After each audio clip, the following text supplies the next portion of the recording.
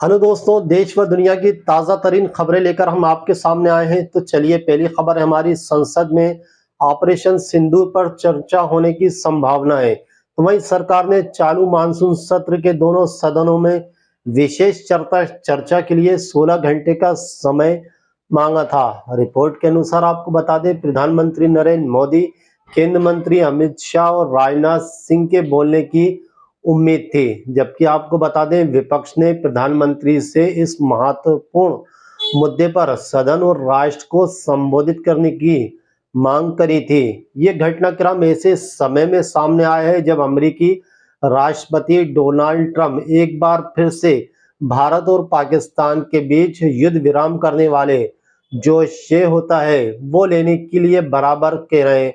अब विपक्ष को नई कड़ी इससे मिल गई है।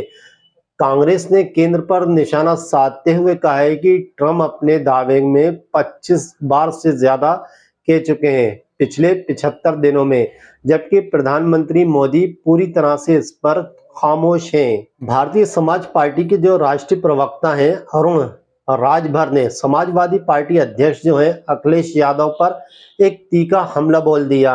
एक सभा को उन्होंने संबोधित करते हुए कहा कि भाई अखिलेश यादव मानसिक जो उनका संतुलन है वो पूरी तरह से खो चुके हैं। राजभर ने आरोप लगाया, दरअसल समाजवादी पार्टी सत्ता में रहते हुए राजभर, चौहान, पाल, लोहार, नाई और कुछ और भी उन्होंने नाम लिए, वनवासी मुसलमानों को नजरअंदाज करते रहते हैं।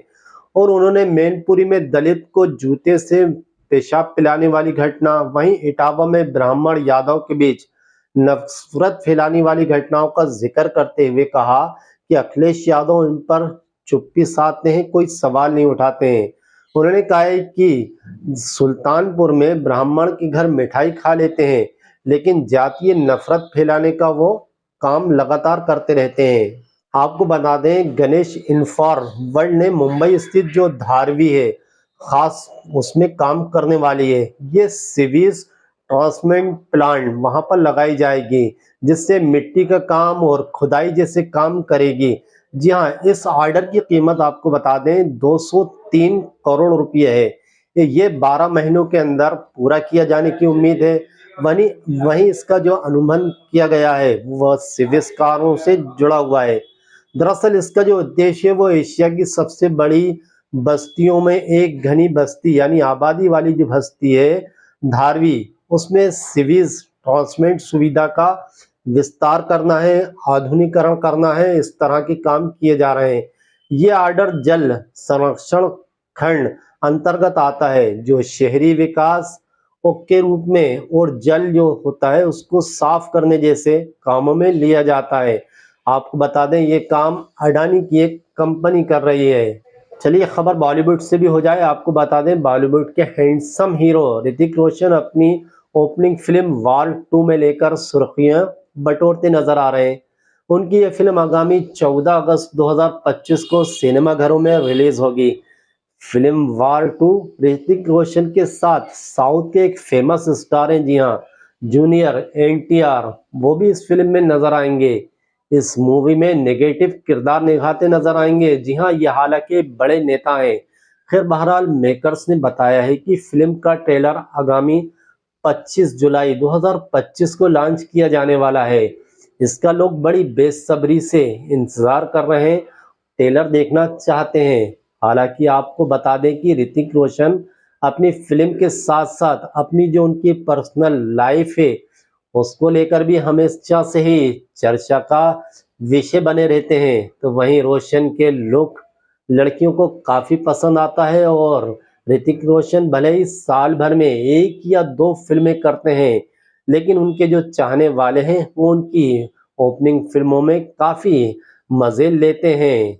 चलिए, आपको बता दें, सदन में दरअसल ऑपरेशन सिंदूर पर चर्चा की मांग को लेकर विपक्षी दलों के शोरगुल भरे विरोध के बीच सांसद का मानसून सत्र शुरू होते ही आपको बता दें, जो कृषि मंत्री हैं शिवराज सिंह चौहान ने हाथ जोड़कर सांसदों से अपनी सीट पर वापस लौटने की अपील कर दी, ताकि सदन में जो निर्धारित जो प्रश्नकाल होता है उसके दौरान वो किसानों से संबंधित कुछ क्वेश्चन कर सकें यानी चर्चा कर सकें। तो वहीं लोकसभा में प्रश्नकाल शुरू होते ही विपक्ष के जो सांसद थे उन्होंने हंगामा शुरू कर दिया। अब कृषि मंत्री सवालों के जवाब देने के लिए जैसे ही उठे वैसे ही विपक्ष सांसद तख्तियां लेकर खड़े हो गए और विरोध करने लगे। जवाब में चौहान ने हाथ जोड़ना शुरू कर दिया और अपील करना शुरू कर दी कि आज का दिन किसानों पर बात करना है, इसलिए हमें उन पर बात करने दें। चलिए, उपराष्ट्रपति और राजपा सांसद जो हैं, राजपा सांसद जगदीश धनखड़ के इस्तीफे के बाद अचानक देश की जो सियासत है उसमें एक ऐसा भूचाल देखने को मिल रहा है जिसकी झलक संसद के परिसर में बखूबी देखने को मिल रही है। जब सांसद गलियारों में नेताओं के तमाम छोटे बड़े झुंड आपस में इसको लेकर चर्चा करते नजर आ रहे हैं, कोई कहीं झुंड बनाया खड़ा है, कोई कहीं खड़ा हुआ है। इस तरह धनखड़ के इस्तीफे की चर्चा छाई की रोचक नजर आई। तो वहीं मीडिया के सत्ता पक्ष और विपक्ष के जो दोनों ही नेता हैं उन्होंने इस्तीफे के पीछे की कहानी जानने की हर संभव कोशिश करते रहे। तो वहीं दूसरी ओर सांसद की गलियों में दोनों ही पक्षों के सांसद मीडिया के जो सीनियर पत्रकार होते हैं उनके इस्तीफे की सच को समझने की कोशिश करते नजर आए। अब इसमें मजे की बात यह है कि जहां विपक्षी नेता इस मुद्दे पर आराम से चर्चा करते नजर आए तो वहीं मीडिया से बातचीत करते दिखे, तो दूसरी तरफ सत्ता पक्ष के जो सांसद हैं वो दबी जबानों में आपस में बात करते नजर आए हैं। चलिए, बिहार में विधानसभा चुनाव से पहले जो मतदाता सूची का जो विशेष गहन यानी कि जांच चल रही है, SIR, उस अभियान से पहले अंतिम चरण में हालांकि वो पहुंच चुकी है। तो वहीं विपक्ष सरकार को इसको लेकर बराबर विरोध करता रहा है, गदर मचा रहा है। इसको लेकर बिहार विधानसभा के मानसून सत्र में भी काफी विरोध के स्वर उठे और चिल्ला चोट हुई है। दरअसल SIR का मामला देश के जो अदालत है, सबसे ऊंची जो अदालत होती है, वहां तक भी पहुंच चुका है। अदालत ने बिहार में जो SIR का मामला है उससे हालांकि उन्होंने रोक तो नहीं लगाई है, लेकिन अभियान की जो टाइमलाइन है यानी कि उसके जो लेकर उन्होंने आवाज उठाई, प्रश्न किया उसके वक्त को लेकर। तो वहीं भारत निर्वाचन आयोग बिहार के बाद अब चुनाव आयोग इस साल 2026 में चुनाव होने वाले 5 राज्य हैं, उसमें मतदाता सूची की इसी प्रकार की समीक्षा की जाने वाली है, यानी सूची तैयार की जाएगी नए लोगों की। इसमें आपको बता दें, असम है, केरल है, पांडिचेरी है, तमिलनाडु है, पश्चिम बंगाल की विधानसभाएं हैं। इनका कार्यकाल दरअसल मई जून के अंदर खत्म होता दिख रहा है। अब ध्यान रहे, पश्चिम बंगाल और आसाम दोनों ही राज्यों में NRC एक बड़ा मुद्दा है, क्योंकि इन राज्यों में बांग्लादेशी घुसपैठी और शरणार्थी जो होते हैं उनकी बड़ी संख्या देखने को मिलती है। अब पश्चिम बंगाल में जहां तृणमूल कांग्रेस SIR को लेकर बेचे हैं, तो वहीं कांग्रेस आसाम में इसको लेकर काफी चिंतित दिखाई दे रही है। चलिए, आपको बता दें, उपराष्ट्रपति धनखड़ द्वारा जो पद से इस्तीफा दिया गया है उससे सत्ता पक्ष के साथ साथ विपक्ष की भी बेचैनियां काफी बढ़ा दी हैं। इस इस्तीफे की तरफ अगर आपको देखें तो सरकार की कहीं ना कहीं किरकिरी भी हुई है।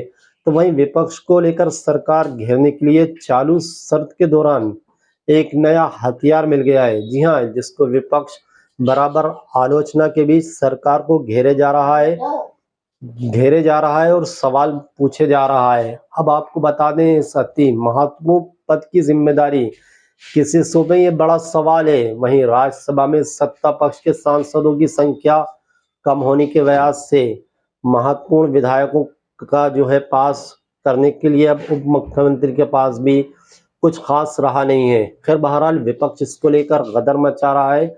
तो वहीं भारतीय जनता पार्टी इस समय अपने नए जो अध्यक्ष हैं उसके चुनाव को लेकर भी पूरी तरह से फंसी हुई है, क्योंकि जो JP नड्डा हैं उनका कार्यकाल पूरा हो चुका है और वे सेवा काल के विस्तार पर ही अभी चल रहे हैं। ऐसी कई अटकलों के बाद भी आज तक पार्टी नया अध्यक्ष नहीं चुन पाई है।